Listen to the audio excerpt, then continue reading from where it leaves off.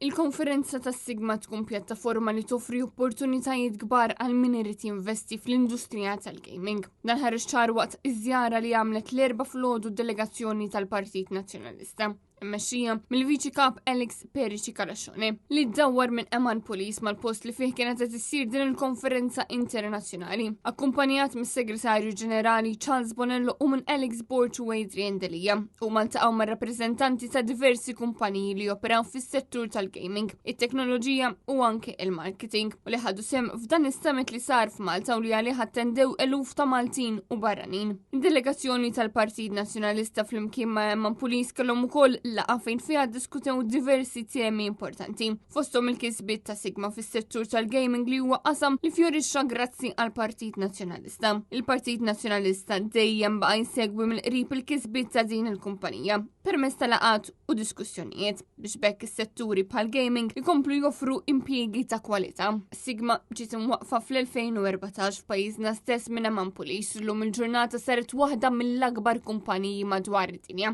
fil-qasam tal-gaming u t-teknoloġija. Matul din il-ġimgħa Sigma għamlet sejħa l-partners Maltin bilan li talent Malti jikber anka internazzjonalment. Konferenza oħra ta' Sigma se ssir f'Malta bejn l-1 u 3 ta' Marzu 2026. Din id-darba fl-MFCC ta' Qali, dan biex tiġi effettata l-pressjoni ta' traffiku fuq in-nofsinhar ta' Malta.